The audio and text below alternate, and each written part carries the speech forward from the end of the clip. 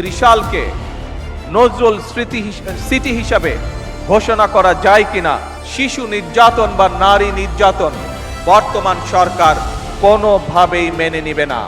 বাংলাদেশ ও কাজী নজরুল ইসলাম এক অবিভাজ্য সত্তা। জাতীয় কবির অমর স্মৃতি বিজড়িত ত্রিশালে জাতীয় পর্যায়ে নজরুল জয়ন্তী উদযাপন হয়নি। প্রায় 2 দশক পর আজ পুনরায় রাষ্ট্রীয়ভাবে জাতীয় কবির জন্ম জয়ন্তী আয়োজন করতে পেরে সরকার গৌরব বোধ করছে।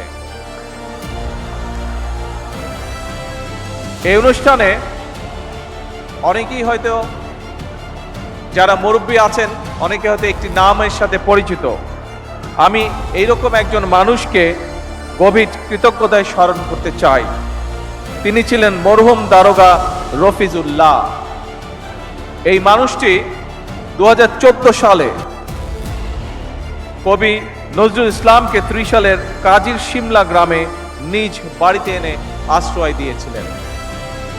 উপস্থিত সুধীবৃন্দ, আমাদের জাতির শ্রেষ্ঠ সন্তানদের যদি আমরা গভীর শ্রদ্ধায় স্মরণ কিংবা বরণ করতে না পারি, এটি তাদের নয় বরং জাতি হিসাবে আমাদেরই দৈন্যতা প্রকাশ পায়।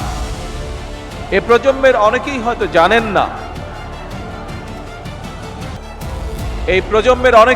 জানেন না, 1976 সালের ঢাকার সরোয়ার্দী উদ্যানে জাতীয় কবির নামাজে জানাজার পর কবির লাশবাহী খাটিয়া যারা কাঁধে করে বহন করেছিলেন, তাদের মধ্যে অন্যতম ছিলেন শহীদ রাষ্ট্রপতি জিয়াউর রহমান।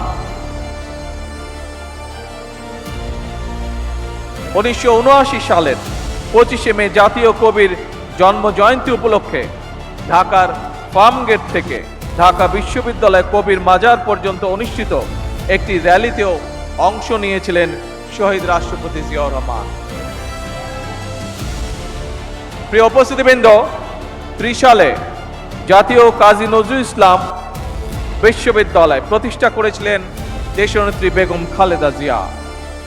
এভাবে জাতির কবির প্রতি সর্বোচ্চ শ্রদ্ধা এবং সম্মান প্রদর্শনের মাধ্যমে প্রমাণিত হয়েছে, কাউকে সম্মান জানালে নিজের সম্মান নষ্ট হয় না, বরং বিনয় মানুষকে মহিমান্বিত করে।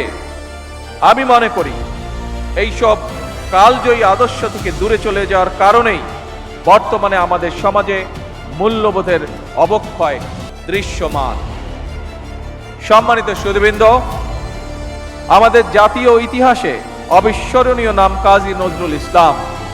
পরাধীন, পর্যুদস্ত, পরাভূত জাতির ভাগ্য আকাশে তার আবির্ভাব ছিল আলোকবর্তিকার মতো। আমাদের আশা, আকাঙ্ক্ষা, স্বপ্ন, সংগ্রাম, সাহিত্য, সংস্কৃতি, ইতিহাস, ঐতিহ্য তার রচনার মধ্যে মহিমাময় সৌন্দর্য নিয়ে বাক্সময় রয়েছে। বিপ্লব, বিদ্রোহ কিংবা রণসঙ্গীত, ইসলামী তাহবিজ, তমুদ্দন কিংবা ইসলামী মূল্যবোধের গান, অথবা ভজন, কীর্তন কিংবা শ্যামা সঙ্গীত, প্রেম প্রকৃতি কিংবা মানবিক মূল্যবোধ, কৈশোরের আনন্দ কিংবা যৌবনের উন্মাদনা, প্রতিটি ক্ষেত্রেই নজরুল ইসলাম আমাদের শুদ্ধ প্রকাশ। কাজী নজরুল ইসলাম মানেই বাংলা সাহিত্যে এক নতুন ভোরের উদয়, বাংলা সাহিত্যের এক নতুন রুচির বিপ্লব। তিনি কবিতায় এনেছেন যুদ্ধের গর্জন, কণ্ঠে তুলে নিয়েছেন রাষ্ট্রীয় এবং আত্মিক স্বাধীনতার বজ্র নিনাদ। তিনি ছিলেন নারী অধিকারী, মেহনতি মানুষের কল্যাণ আর অসাম্প্রদায়িক বিশ্ব মানবতার এক অনন্য ফেরিওয়ালা। এই মহাকবি বাংলাদেশের অবমানকালের সংস্কৃতির চিরযৌবনের প্রতীক। আমাদের হৃদয় জাগরুক হয়ে আছেন, ইনশাল্লাহ থাকবেন। সকল সম্মানিত উপস্থিতিবৃন্দ, দীর্ঘদিনের ফ্যাসিবাদী শাসন শুধুমাত্র দেশের মানুষের অধিকার আর দেশের অর্থ সম্পত্তি লুট করেনি, বিচার বিভাগ সহ দেশের সমস্ত প্রতিষ্ঠানগুলোকে ধ্বংস করে দিয়েছে। সবচেয়ে যেটি বড় ক্ষতি হয়েছে, বিশেষ করে বিতাড়িত ফ্যাসিবাদের সময় মানবতা, মানবিকতা এবং দেশের আবহমান কালের ধর্মীয় সামাজিক মূল্যবোধগুলোকে একেবারেই বিনষ্ট করে দেওয়া হয়েছে।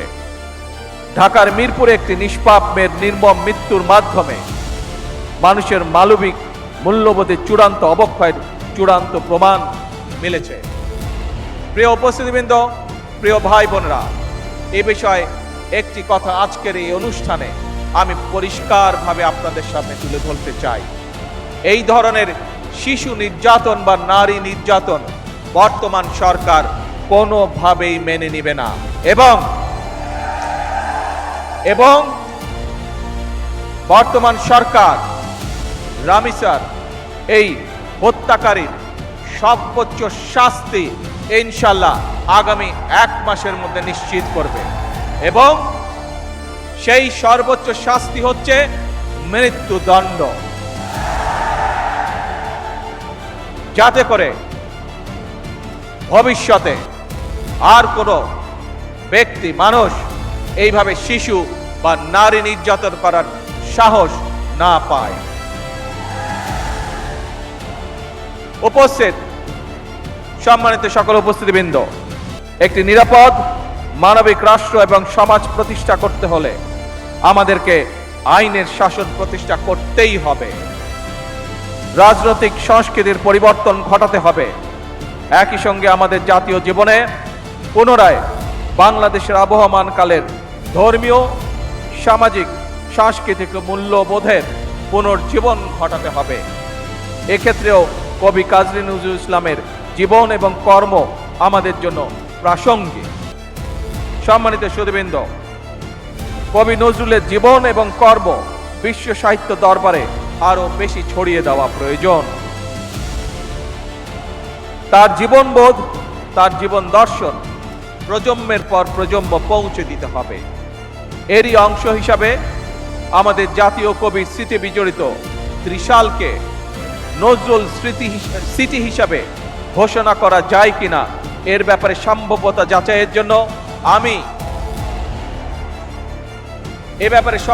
যাচাইয়ের জন্য আমি সংস্কৃতি মন্ত্রণালয় এবং পর্যটন বিভাগের প্রতি আহ্বান জানাবো।